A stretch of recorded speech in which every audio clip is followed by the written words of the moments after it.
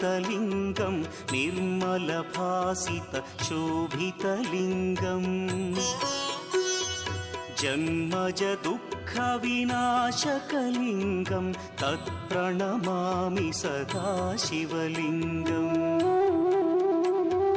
देवमुनिप्रवरार्चितलिङ्गं कामदहन करुणाकरलिङ्गम्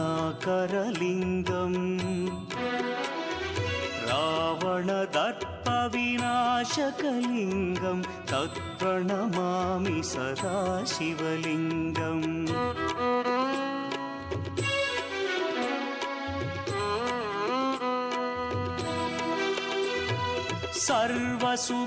सर्वसुगन्धसुलेपित